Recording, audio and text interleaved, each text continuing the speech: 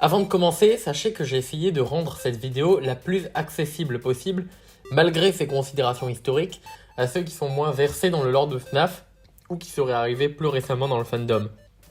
Ainsi, en introduction, j'aimerais expliquer 2-3 trucs vite fait.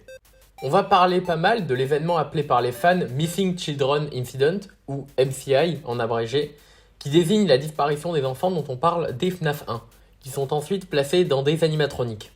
Et quand on raconte la timeline des jeux, on a tendance à dire qu'ils étaient 5. Gabriel, Jérémy, Suzy, Fritz et Cassidy.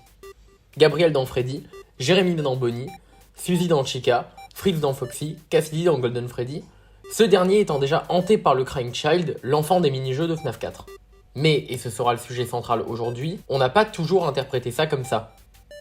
Golden Both, littéralement Golden les deux à la fois, désigne cette théorie selon laquelle il y aurait 2 esprits en Golden Freddy, Cassidy, 5e victime du Missing Children Incident, et le Crying Child. Mon but en commençant ce script n'était pas tant de démonter cette théorie qui a vite été érigée au rang de dogme dans la communauté FNAF, mais plutôt d'en réduire le crédit. Il n'est pas sûr que ce soit aussi simple que ce que les compteurs de timeline vous aient raconté. On ne peut pas affirmer complètement cette théorie, comme c'est le cas de beaucoup de théories. Simplement, j'aimerais vous montrer comment son statut hégémonique dans la communauté tient avant tout de raisons externes aux indices donnés.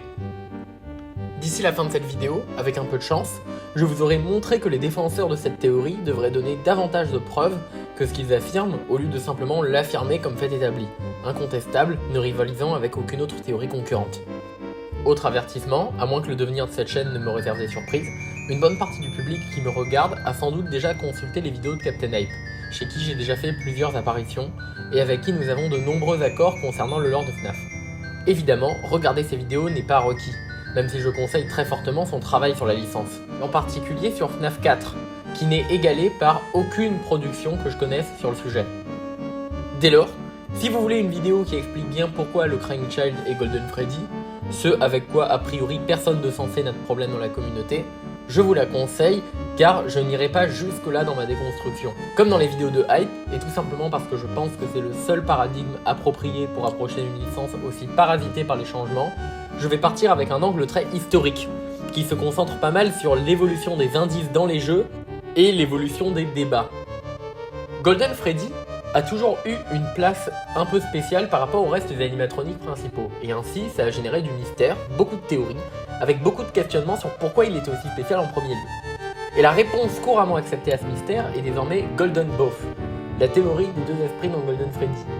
Mais pour comprendre cette théorie, plutôt que l'accepter simplement comme elle est, il faut comprendre qu'elle est inséparable du contexte dans lequel elle a émergé dans la communauté. Ce contexte était celui de la période d'Ultimate Custom Night et de la résolution du Security Logbook, quant à lui sorti bien plus tôt, le même mois que Freddy Fazbear Pizzeria Simulator. Résolution qui s'est faite par la découverte d'un nom, Cassidy. Ce nom a été simultanément connecté par les fans à The One You Should Not Have Killed, ou Vengeful Spirit de l'Ultimate Custom Night, à Golden Freddy, et avec à peine plus de temps, à un disparu du Missing Children Incident qui serait dans Golden Freddy, distinct du Crying Child, lui aussi déjà dans Golden Freddy. Mais toutes ces associations n'étaient pas évidentes, c'est de l'interprétation de plusieurs éléments, et j'aimerais déconstruire tout ça au long de cette vidéo pour montrer comment ça s'est construit et comment ça aurait pu être construit autrement. Cette interprétation nécessitait d'abord d'admettre que Cassidy était Golden Freddy, chose qui s'est faite avec peu de contestation, et aussi d'admettre Golden Both, chose qui a été un peu plus vivement contestée, mais a fini par se faire alors que les oppositions à la théorie, j'en faisais partie, ont fini par se taire face à la majorité écrasante d'avis contraires. Accepter Golden Both s'est lui-même fait sur le lit de plusieurs hypothèses. D'une part, que Happiest Day avait eu lieu, dès lors le Crying Child ne pouvait plus être là pour tourmenter William dans l'Ultimate Custom Night. D'autre part, qu'il était possible pour un animatronique d'être possédé par plusieurs esprits, chose montrée possible par le Stitch Wraith des livres, et sous-entendu même pour Golden Freddy dans la nouvelle The New Kid, mais déjà proposée dans la communauté pour Mangle. Et enfin, et ça les gens l'admettent rarement comme tel, l'hypothèse que Scott n'avait pas oublié qu'il y avait 5 disparus selon FNAF 1. FNAF 2 semble sous-entendre que l'esprit de Golden Freddy n'a rien à voir avec le Missing Children Incident, et ce sera une idée réaffirmée par la suite. Je ne veux pas me lancer dans une discussion interminable sur l'usage qu'il faut faire des livres, surtout que je vais évoquer ici majoritairement les Fazbear Frights, qui sont plutôt bien acceptés comme pas canon. Mais on peut avoir une pensée pour la nouvelle Into the Pit, où on a carrément 6 enfants qui disparaissent dans cette version analogue du Missing Children Incident, Comme quoi, c'est peut-être pas si important que ça. FNAF 2 Give Gifts minigame, the puppet gives life to the dead children, with Golden Freddy as the odd man out who doesn't get a mask and does a ghostly jump scare at the end. That would reflect the 4 bullies getting killed in the pizzeria by Purple Guy in response to this incident, while the one, Golden Freddy, dies somewhere else, like a hospital bed. Et en fait, jusqu'à la découverte du nom de Cassidy, beaucoup de gens s'en foutaient du 5e disparu du Missing Children Incident, mais alors complètement. Il y avait un consensus très large dans la communauté pour dire qu'il y avait 4 enfants liés au MCI qui habitaient les animatroniques et un 5e, le Crying Child, dans Golden Freddy, qui n'avait rien à voir avec le MCI. Pour être tout à fait transparent, il y a eu depuis FNAF 1 2 interprétations sur la mort de l'enfant qui était devenu Golden Freddy. L'une d'entre elles étant plutôt minoritaire et qui se sont, dans FNAF 4, cristallisées en 2 hypothèses. Golden Bite Victim, l'idée que Golden Freddy est possédé par le Crying Child, et Golden MCI, l'idée que c'était l'un des 5 enfants du Missing Children Incident décrit dans FNAF 1 qui le possédait. La deuxième hypothèse sous-tend déjà avec elle l'idée qu'il y avait précisément 5 enfants étant disparus dans le MCI, que Scott continuait d'en faire quelque chose, mais elle était dès FNAF 4 quasiment réduite au silence, sous l'évidence que représentait le fait que le Crying Child devenait Golden Freddy, en évoquant l'esthétique d'Happiest Day où l'on apaise l'enfant prisonnier de Golden Freddy dans un anniversaire mystique, et avec toute l'importance que prend Fredbear dans ce jeu. D'ailleurs, le combat majeur d'hypothèse n'était plus celui-là. Il portait sur si le Crying Child devenait Golden Freddy ou la Puppet. On considérait dès lors que l'autre esprit prenait la forme de la peluche Fredbear dans FNAF 4 et était associé à la victime morte hors du restaurant vue dans un mini-jeu de FNAF 2, pas un enfant du MCI. Ce qui se passe à la découverte du nom de Cassidy, c'est en quelque sorte un retour en puissance de la théorie Golden MCI, pour des raisons qu'on évoquera. Mais comme Golden Bait Victim est entré dans le sens commun comme quelque chose de clair et limpide, cette première théorie est obligée de coexister avec. D'où Golden Both, l'idée qu'il y a à la fois dans Golden Freddy, l'esprit du Crying Child et l'esprit d'un 5e enfant du MCI. Alors est-ce que ça veut dire pour autant qu'il n'y a pas toujours eu une pensée pour ce 5e enfant, ou que Scott n'a pas pu y repenser malicieusement des années après? Peut-être. Mais c'est pertinent d'y penser quand on sait qu'avant Pizzeria Simulator, Scott a admis avoir déjà fait un retcon, au sens que Scott leur donne, largement plus charitable que le mien, car ce qui compte pour lui, c'est les trucs dits noir sur blanc contredits par d'autres trucs dits noir sur blanc, et pas les sous-entendus, par exemple. Retcon, dont Scott dit qu'il se serait intégré parfaitement sans créer de confusion chez les gens. Mais ne nous attardons pas trop sur ça, la nature de ce retcon est toujours très débattue, mais je lance ici l'hypothèse qu'il s'agirait de l'existence de ce 5e enfant.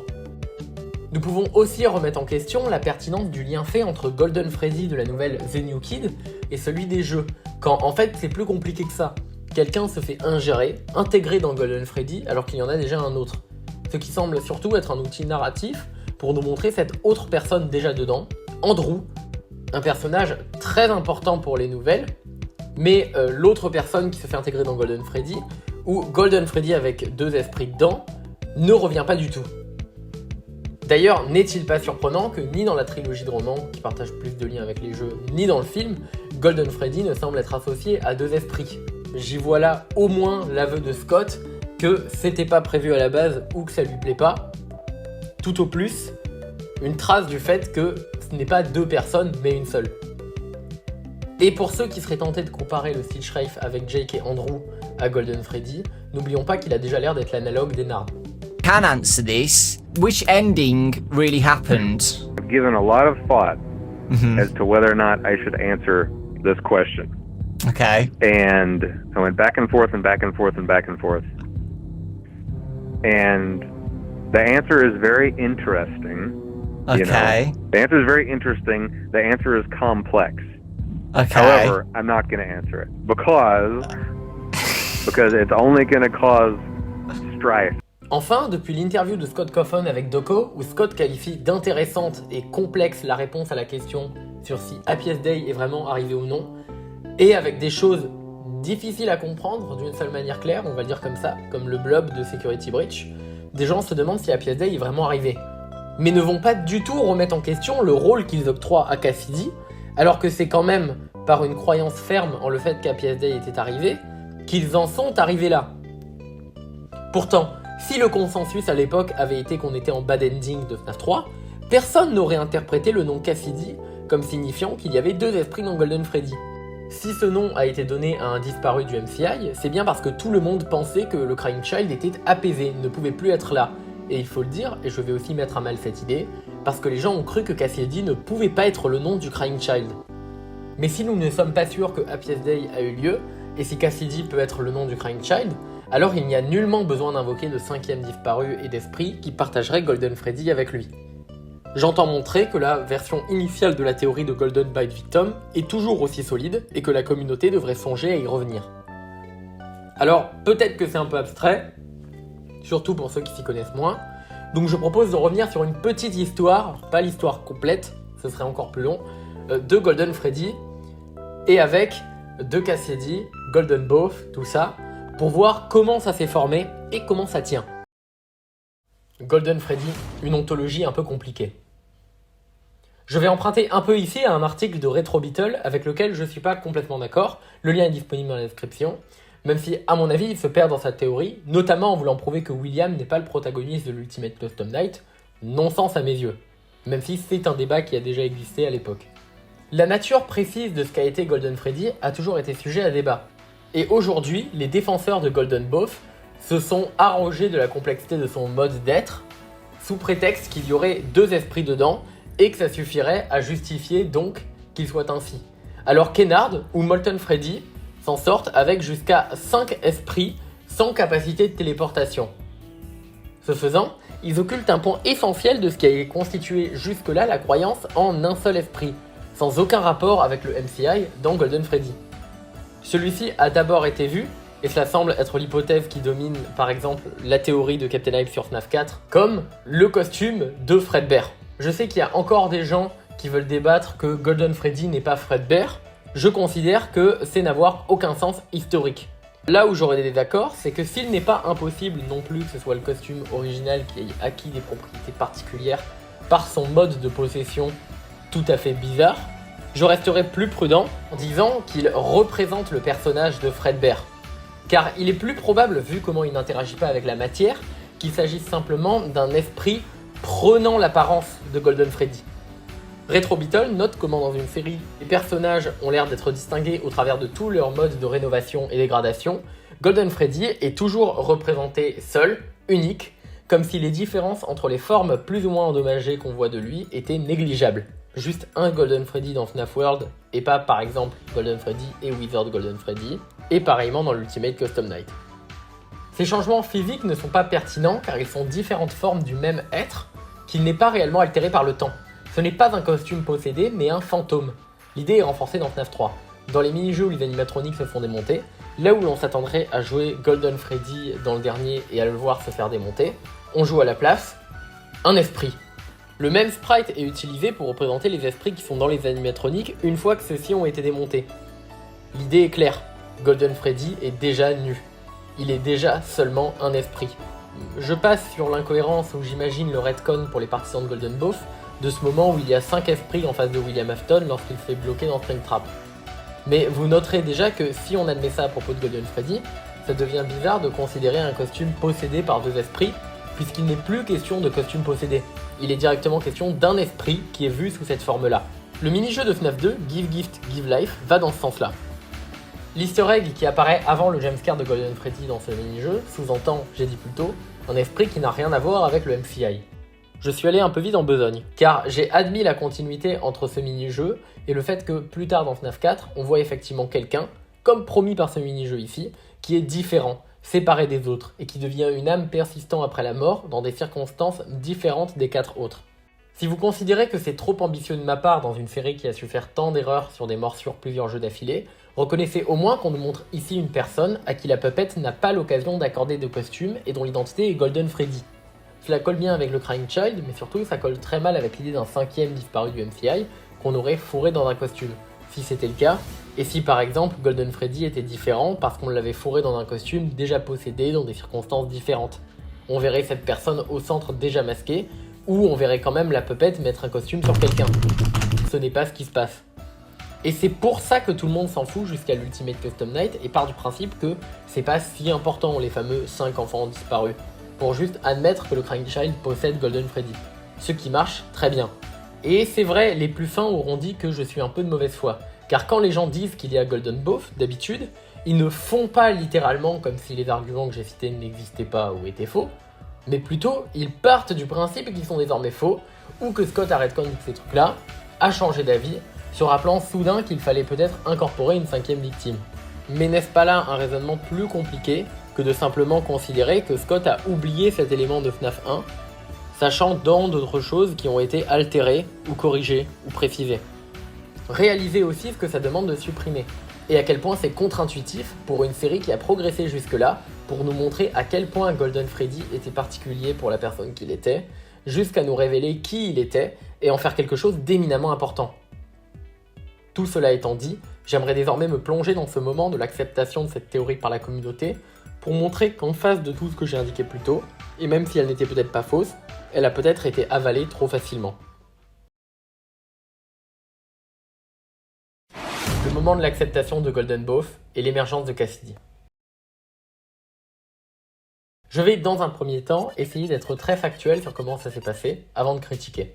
Dans l'Ultimate Custom Night, William Afton est dans un purgatoire personnel où il est retenu par un esprit, The One You Should Not Have Killed, celui que l'on n'aurait pas dû tuer, aussi appelé le Vengeful Spirit, l'esprit vengeur de ce jeu dont on a compris qu'il s'agissait de Golden Freddy.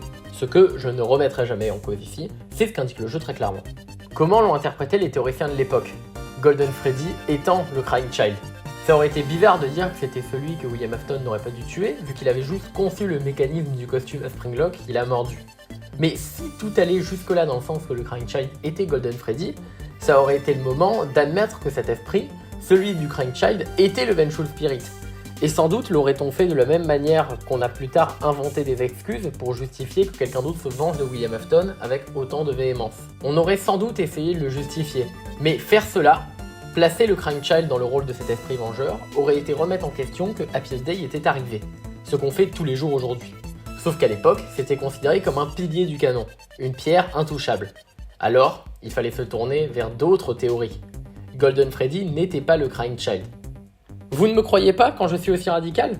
Mais pourtant, ça a été proposé de telle sorte. And just to dispel any confusion here, Golden Freddy isn't the crying child. This confirms it. Golden Freddy is actually a victim that we've never actually seen outside of the FNAF 3 minigame. Mais d'autres ont trouvé plus fin. Golden Freddy n'était peut-être pas que le Crying Child. Vient le Security Logbook, un livre, pas un roman, pas un recueil de nouvelles, mais un livre d'activités qui fait partie du merch officiel et qui a du lore caché un peu partout et qui est tout à fait canon. Il y avait l'air d'avoir deux esprits qui se parlaient dans le logbook, un écrivant en texte au crayon à peine visible, un qui parlait en altérant le texte déjà présent dans le livre. Alors, pourquoi pas deux esprits dans Golden Freddy, étant donné qu'on a pu confirmer que ce texte-là, qui altérait le livre, était le Crying Child. Ça a été renforcé par les nouvelles que j'ai évoquées plus tôt, mais ce serait mentir que de se dire que ça s'arrêtait là. Je citerai d'autres arguments qui n'ont eu qu'un rôle secondaire plus tard. Il serait déraisonnable de faire porter entièrement sur eux la crédibilité de l'idée. Aparté, j'appelle par la suite le texte au crayon qu'on voit à peine texte crayonné, mais il n'est pas à confondre avec le texte qui est écrit en rouge, sans doute aussi avec un crayon, qui correspond à Michael. Un point majeur a été l'enjeu des tombes. À plusieurs reprises, il est écrit mon nom dans le logbook. Ça fait partie de l'énigme pour retrouver un nom. Et il y avait dans le logbook une page avec une tombe dessinée par Michael où il était écrit mon nom en crayonné, c'est-à-dire le style d'écriture s'adressant au Crying Child. À la sortie de Pizzeria Simulator, où on a une image avec des tombes qui nous a permis de connaître les noms des enfants dans les animatroniques de FNAF 1, il nous manquait deux noms à positionner sur des tombes, dont celui de Golden Freddy. On considère usuellement que l'autre tombe est pour la puppette et qu'il y aurait le nom Charlotte dessus, le nom de la fille d'Henry dans les romans. Maintenant que le texte crayonné avait son nom sur une tombe dans le logbook, il était clair pour tout le monde que trouver le nom du texte crayonné signifiait trouver le nom de Golden Freddy. Mais le Crying Child n'était pas le texte crayonné. Si MatPat est allé jusqu'à prendre ça pour preuve que le Crying Child n'était pas Golden Freddy, d'autres se sont dit Golden Freddy peut être deux personnes à la fois, le Crying Child et le texte crayonné. La solution à l'énigme du logbook a été trouvée grâce au mot mêlé et était le nom Cassidy. Dès lors, Golden Freddy était Cassidy, texte crayonné, et Crying Child, qui altérait le texte. Et on allait vite trouver comment Cassidy pouvait aussi habiter Golden Freddy. Ce serait en étant un autre disparu de l'époque du Missing Children Incident. Car après tout, les journaux en citaient jusqu'à 5. Scott telling us that Golden Freddy is the same spirit who speaks to the crying child via the Fredbear plush at the end of FNAF 4, but who dates all the way back to the first pizzeria and the missing children's incident. In the story, Jake goes on to possess the Simon doll, only for him to then pass on to the Stitch Wraith, sharing that endoskeleton with another soul named Andrew. In the games, could it be that our crying child dies in the hospital and goes on to possess psychic friend Fredbear, which then somehow gets him passed into the Golden Freddy suit, where he then shares it with another soul named Cassidy? Afton. Mais est-ce qu'on n'est pas allé un peu trop vite? Peut-être qu'un regard sur le lore appuyé par les arguments qu'on a cités auparavant, et qui accorderait plus d'importance à quel point il a été fait abondamment clair qu'il y avait trait d'union entre Golden Freddy et le Crying Child, jugerait cette citation de MatPat, à un détail près considéré comme consensuel aujourd'hui, presque aussi stupide que la précédente. Car dans ce processus d'acceptation de la théorie que j'ai évoquée, je vois des problèmes à toutes les étapes. Et donc, et même si je répète que je ne vois pas comment vous m'expliquez la possession par les deux esprits si Golden Freddy est avant tout un esprit et pas un costume en premier lieu, si c'est pas suffisant pour détruire Golden Boff car il n'y a en définitive pas de preuve qu'il n'y a pas deux esprits, ça me semble au moins assez puissant pour interroger les preuves qu'on utilise pour affirmer qu'il y a deux esprits. Quelque chose qui est d'autant plus pertinent quand on considère, comme je vous l'ai dit, que le contexte qui a fait émerger cette théorie est partie d'idées aujourd'hui remises en cause. Ce n'est sans doute pas aux défenseurs de Golden by Victim de prouver qu'il n'y a pas deux esprits, plutôt à la lumière des éléments ici présents, aux défenseurs de Golden Boff de prouver qu'il y a deux esprits, que cette théorie est supérieure. On a d'abord donné du crédit à Golden Boff, je le rappelle, parce qu'Happiest Day ne pouvait pas ne pas être arrivé. Et aujourd'hui, il y a de plus en plus d'éléments pour nous faire nous demander si Happiest Day est vraiment arrivé. L'existence du blob dans Security Breach pourrait signifier que les esprits sont encore là, bien qu'ils soient assez flous pour qu'on puisse encore conjurer une signification dans un monde post-Happiest Day. Un point important a été cette image, qui, au-delà d'être interprétée comme signifiant que le texte crayonné était mort, a été vue comme référence à la tombe de Golden Freddy. Je le dis avec autant de pincettes parce qu'il faut rappeler que mon nom apparaît à plein d'autres endroits et pas que sur la tombe. Et la tombe a l'air d'avoir été dessinée par Michael autour du nom car il voit et réagit au texte crayonné. Mais ne vous inquiétez pas, à part en étant taquin, je ne peux pas nier que l'intention était de renvoyer aux tombes de Pizzeria Simulator. Quand on trouve le nom de l'énigme Cassidy, et je suis choqué que si peu de gens le proposent, on n'est même pas sûr que ce nom soit celui du texte crayonné. Rappelez-vous que l'énigme qui nous donne le nom Cassidy, les mots mêlés, est en texte brut. Ainsi, il fait plus de sens d'admettre que le nom qu'on y trouve est le nom de celui qui parle en altérant le texte, et qui dit d'ailleurs dans les mots mêlés « It's me ». C'est le nom de Golden Freddy, le Crying Child, plutôt que du texte crayonné. Et le texte crayonné demandant plutôt « Est-ce que tu te rappelles de ton nom ?», on s'attendrait à ce que la réponse à l'énigme soit le nom de celui qui altère le texte, à qui il parle, le nom du Crying Child.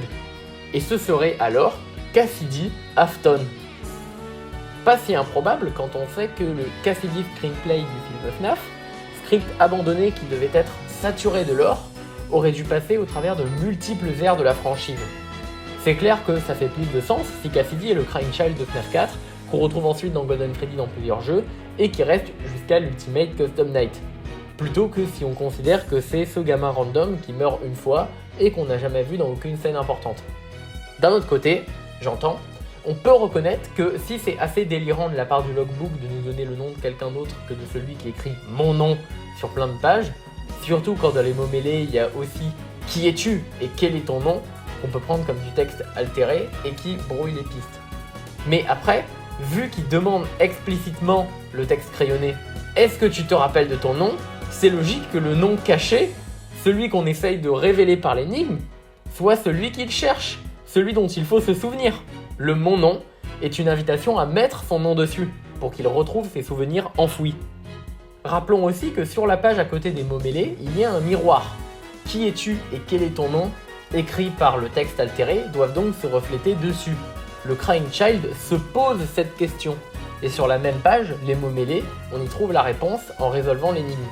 Dès qu'on admet que c'est le nom de celui qui altère le texte, du Crying Child, que c'est Cassidy Afton, on n'a plus de soucis vis-à-vis des tombes. La 5e tombe, c'est Golden Freddy, c'est Cassidy et c'est le Crying Child.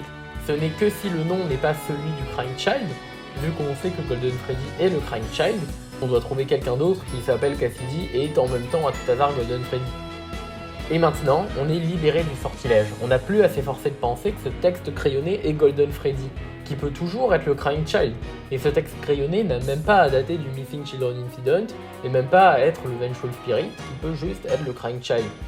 Le fait que Cassidy soit un 5e disparu qui soit aussi dans Golden Freddy relève seulement d'une autre série d'hypothèses et qui ne paraît pas spécialement plus facile à étayer une fois que toutes les cartes sont clairement visibles. Elle a d'ailleurs été digérée aussi facilement pour des raisons qui n'ont rien à faire là, comme le genre de Cassidy ou son apparence. Oui, Cassidy est une fille dans les romans, mais c'est une info tirée d'un canon où Cassidy possède Bonnie, et c'est en fait un nom androgyne. Cette fille-là, à l'écran, dont la description va vite fait avec Cassidy des romans, n'a rien à voir. Peut-être même qu'elle est plus faite pour évoquer l'esprit qui est dans la puppette, qui a des cheveux noirs sur son sprite de Pizaya Simulator. N'usons pas les livres n'importe comment. Et ceci n'est pas un visage d'une fille. Et quand je dis ça, je ne veux pas insulter toutes les filles qui auraient un visage y ressemblant. Je veux dire très littéralement que c'est dans la vraie vie le visage d'un garçon, Jason, le fils de Scott. Au demeurant, on ne peut pas utiliser les cheveux blonds comme argument pour dire que ce n'est pas le Crying Child, car il faut augmenter la luminosité et saturer, soit changer essentiellement la couleur pour parvenir à cette image. L'argument est particulièrement stupide quand on tient compte du fait que le brun sur des photos prend facilement ce genre de couleur quand on applique ces procédés de modification d'image, et que Scott Cawthon et tous ses enfants sont bruns. Dans tous les cas, Scott a confirmé que les photos IRL utilisées n'avaient aucune signification dans le lore. De toute façon, la page de recrutement de la voix du Vengeful Spirit indique qu'il cherchait une voix androgyne. Et si quelque chose devait primer, ce serait plutôt le fait que des esprits de l'Ultimate Custom Night appellent The One You Should Not Have Killed il, donc un garçon, pas une fille, si on ignore le fait que Scott a déjà annulé le genre d'un personnage par le passé. Un autre argument secondaire est celui des yeux de Golden Freddy. Certains utilisent les yeux de Golden Freddy dans la mauvaise fin de FNAF 3 comme une preuve du fait qu'il y aurait deux esprits, car il y aurait deux lumières. C'est complètement faux cependant. En prêtant attention à l'image, on se rend compte qu'il y a en fait une source de lumière, et qu'elle passe aussi à travers l'autre œil. D'ailleurs, de manière plus faible, c'est le cas chez les autres animatroniques, ils ont tous dans leur masque une source de lumière, qui a tendance à passer plus faiblement par l'autre œil. Et vous avez dû vous rendre compte qu'il est particulièrement mal avisé d'utiliser FNAF 3 ou FNAF 4 pour essayer de justifier Golden Bough. Il faut toujours s'appuyer sur les jeux les plus anciens, FNAF 1 et FNAF 2, où le lore est moins bien établi.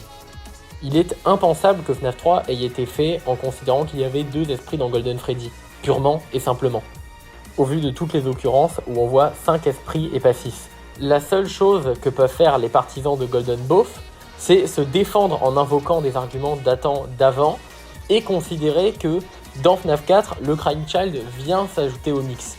Alors que regarder avec minutie l'évolution de la série nous permet de comprendre que, de la même manière que la morsure de 87 et la morsure de 83 ont une évolution conjointe, qui s'est fait par la correction de ce qu'était la morsure de 87 jusqu'au point où il a fallu en créer une autre, à cause de toutes les idées que Scott avait la concernant, sa pensée de Golden Freddy a aussi pu évoluer. Et on voit des vestiges des différentes étapes à travers des jeux. Dans FNAF 1, 5 victimes du MCI pour 5 animatroniques. Dans FNAF 2, ça semble toujours être le cas, mais il met l'accent sur à quel point Golden Freddy est différent. Dans FNAF 3, 5 enfants, mais un avec un anniversaire raté.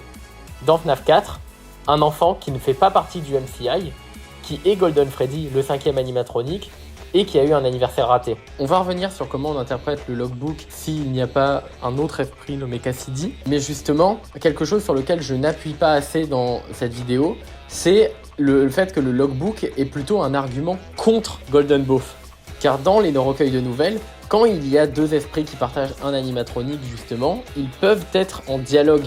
Ici, le fait que le logbook soit témoin d'une conversation entre deux esprits a l'air de sous-entendre qu'au contraire, ils ne partagent pas le même animatronique. Ils ont besoin de ce support pour se parler. Et les questions et réponses qui sont présentées dans le logbook ont tendance à faire penser qu'il s'agit là du premier contact entre ces deux esprits, qui n'ont donc pas été en contact permanent pendant des années. Résumons. Ce personnage, qui serait un 5e disparu du Missing Children Incident, nommé Cassidy, a fini par être accepté dans la communauté de théoriciens suite à un processus que j'ai évoqué, à la présence dans les romans d'un personnage nommé ainsi, d'une fille lui ressemblant sur un malentendu dans le logbook, et le temps a fait son travail. Alors que d'autres mentions de Cassidy sont apparues, ne portant jamais avec elles de signification claire sur à qui ce nom appartenait, à part qu'elle portait sur un personnage lié à Golden Freddy, cette théorie s'est ancrée, et tout le monde a accepté que Cassidy existait, oui, en tant que victime du Missing Children Incident, en tant que ce personnage fabriqué sur le moment, qui n'apparaît pas dans les jeux, et qui serait essentiel pour comprendre le lore. Sans jamais remettre en question le fait que ce nom pouvait être le nom de quelqu'un d'autre. Par exemple, du personnage qu'on avait déjà entre les mains, qui était déjà lié à Golden Freddy. Quelque chose qui relève plus d'une situation d'hégémonie d'une théorie dans la communauté que d'une réelle supériorité dans les arguments de fond. Pour autant que vous puissiez vous dire qu'il est malin de revenir aux journaux de FNAF 1 et d'y chercher une 5e victime, considérez que FNAF 2 vient ensuite montrer 5 personnes à mettre dans des animatroniques en isolant la 5e, qui serait spéciale. FNAF 4 vient ensuite nous montrer pourquoi cette 5e personne est spéciale. Elle ne date pas du Missing Children Incident, et n'est pas devenue l'un des leurs dans les mêmes circonstances. Alors, qu'il s'agisse du retcon auquel fait allusion Scott ou pas, c'est en tout cas ce qu'on appelle un retcon. FNAF 4 est sorti après et donne plus de détails, c'est donc ce jeu qui doit avant tout être pris en compte. Et il serait stupide de mettre la charge de prouver l'existence d'un retcon sur les adhérents de Golden Byte Victim, quand la seule autre solution valable aujourd'hui, l'idée qu'il y a 2 esprits dans Golden Freddy, demande tant de retcon de plus. Pour ne prendre qu'un exemple, devoir imaginer qu'il y avait 6 esprits dans les mini-jeux de FNAF 3, où on en voit clairement 5. Quelque chose de moins crédible que d'imaginer que le premier jeu de la série, dont le lore est déjà très négligé, simplifié et flou, a été dépassé sur ce point-là aussi, qui ne posait problème à personne jusque-là. Comprenez aussi que Golden Byte Victim a infusé sur le reste de la série pour la communauté, et pour Scott probablement aussi quand on voit les personnages mis en avant par la suite, car c'est ce qui a permis de faire de la série, y compris rétroactivement, une série à propos d'une famille, la famille Afton. On ne peut le balayer d'un revers de la main, on ne peut pas le renier, et on ne peut pas simplement le transformer ou altérer l'identité d'un personnage aussi important comme ça.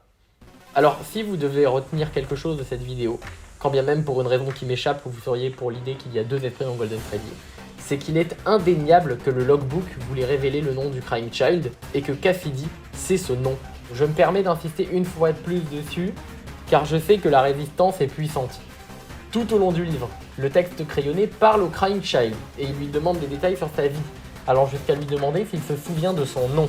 C'est sur lui que porte d'abord le logbook, pas sur son interlocuteur. Les inscriptions « mon nom » sont probablement à entendre comme un « mon nom » général. Les tombes portent le nom de leurs morts respectifs. Et ici, c'est le nom de la personne à qui le message s'adresse qui est à mettre là.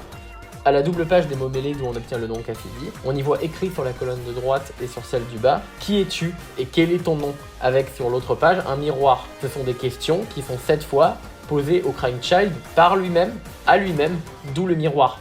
Dans le cadre où on était censé déduire que Cassidy était le prénom du Crying Child, il faut revenir au contexte initial du logbook, dans lequel Golden Freddy était clairement le Crying Child et personne d'autre. Personne ne trouvait le besoin, vu les indices présents, de lui rajouter un esprit en plus. Et donc, en l'ayant remis dans ce contexte, il faut remettre en question la pertinence même d'imaginer 2 esprits dans Golden Freddy. Le logbook, probablement achevé avant Pizzeria Simulator, mais sorti après, paraît durant le développement de l'Ultimate Custom Night, qui initialement devait faire partie de Pizzeria Simulator. L'Ultimate Custom Night, ou The One You Should Not Have Killed, est introduit et est lié à Golden Freddy, expliquant pourquoi on nous donnerait une information aussi importante que son prénom dans le logbook. C'était pour teaser son importance à venir dans l'Ultimate Custom Night. Parce que si on pense que Cassidy est le Crying Child, dès lors, il est le Vengeful Spirit, The One You Should Not Have Killed, l'esprit qui ne laisse pas William reposer en paix, celui qu'il n'aurait pas dû tuer, parce que William regrette sa mort. C'est la personne qui pourrait lui faire le plus de mal et qui est la plus à même de le torturer dans un enfer personnel. Le parallèle avec Andrew des livres fonctionne d'ailleurs toujours, puisque cela ne requiert que d'être un enfant dans Golden Freddy et de vouloir torturer Afton.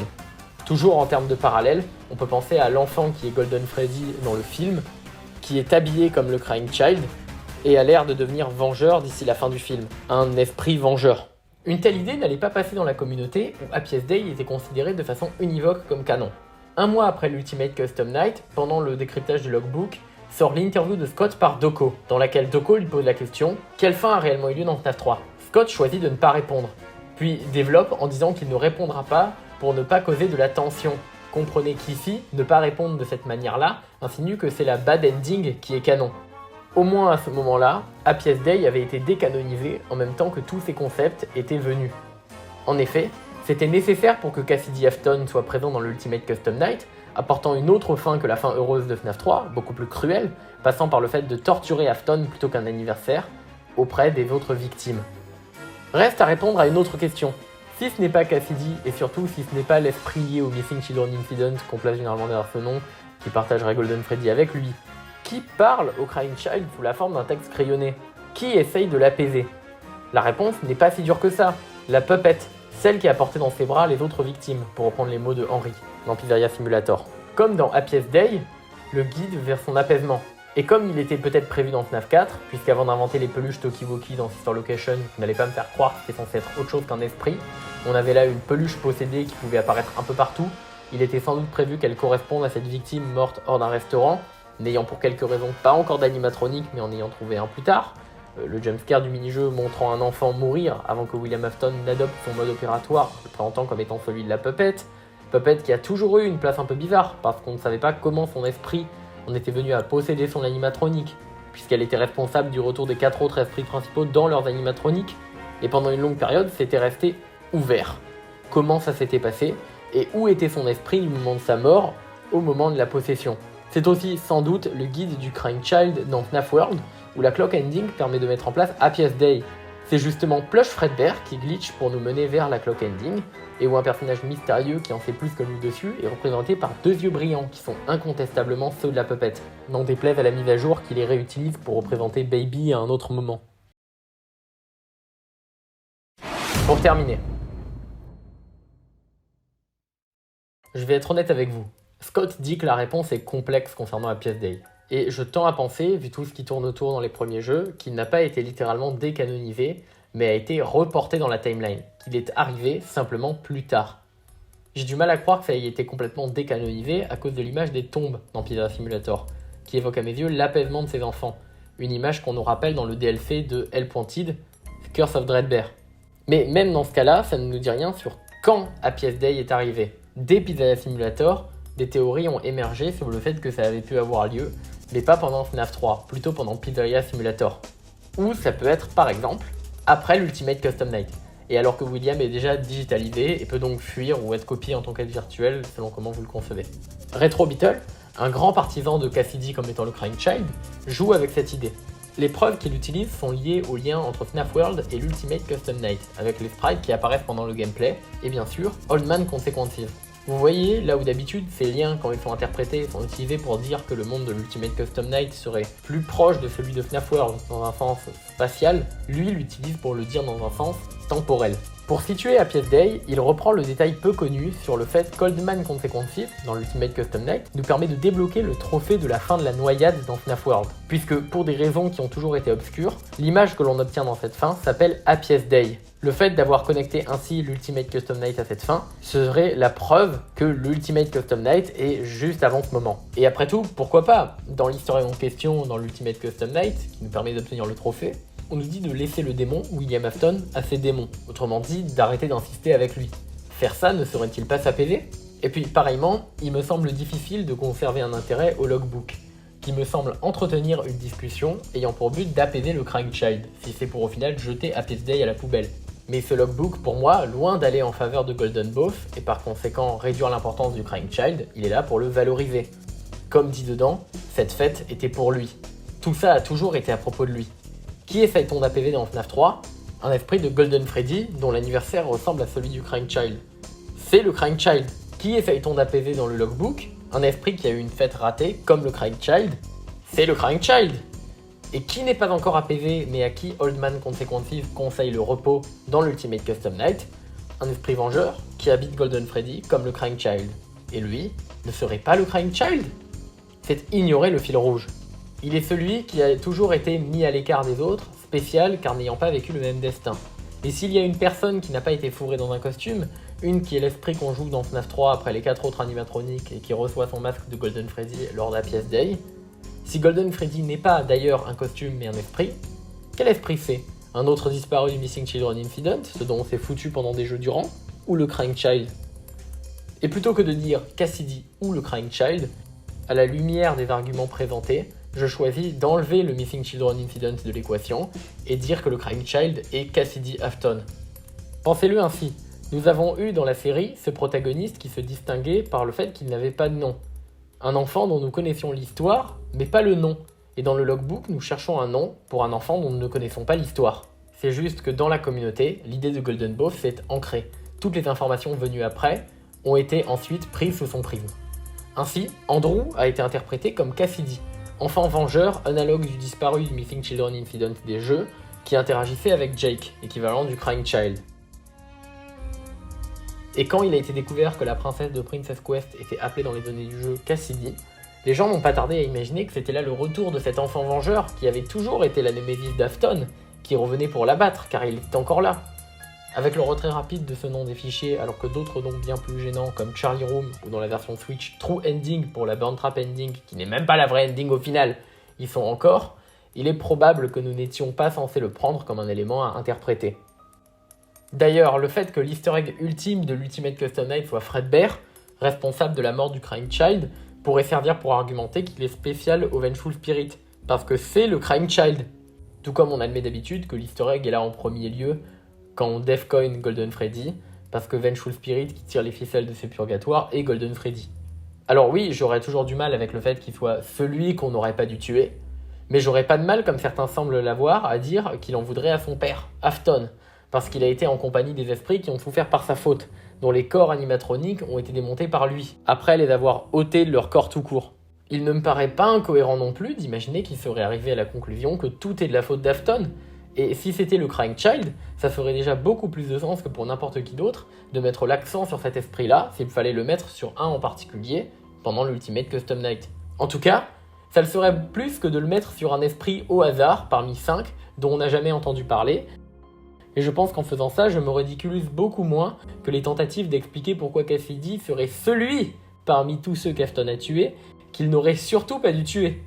The body of Cassidy was far more bloody and broken than any of the others. He'd let himself go too far. That one he shouldn't have killed. With no more active animatronics left, he shoved the body into the one suit that remained backstage. The long-forgotten yellow Fredbear, now broken and discolored with age. Broken, like Cassidy was broken, like his son was broken.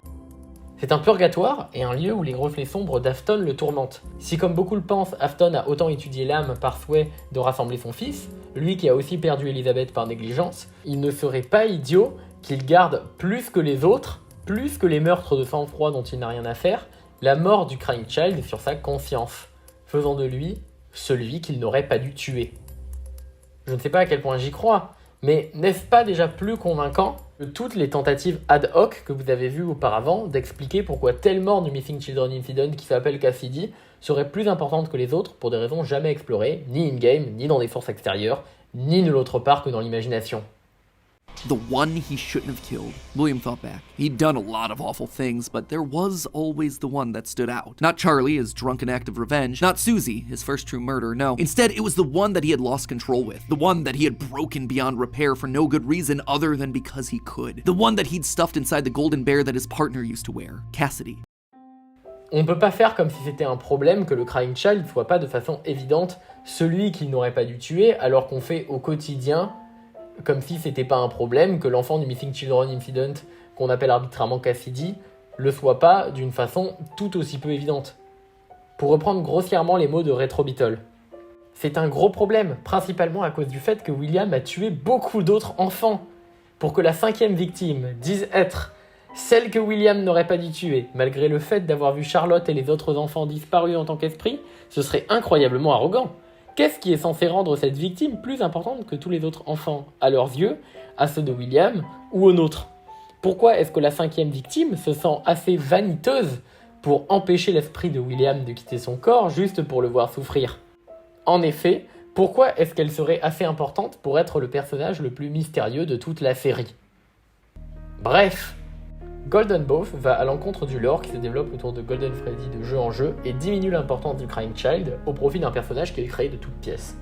La théorie que je présente ici, que je choisis de nommer la théorie de Cassidy Afton, rétablit l'état dans lequel Golden Freddy avait été laissé avec FNAF 4, le jeu créé pour résoudre le mystère de son identité, et répond en faisant de l'Ultimate Custom Night la fin de la relation entre le Crying Child et William Afton, le tueur en série qui voulait rassembler son fils.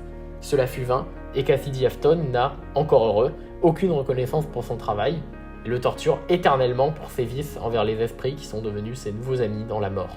Mais au final, lui, comme ses nouveaux amis, avec l'aide de la Puppet, trouveront le repos tant espéré, après que le démon ait été laissé à ses démons. Et ainsi se termine l'arc de l'ancienne ère de la série.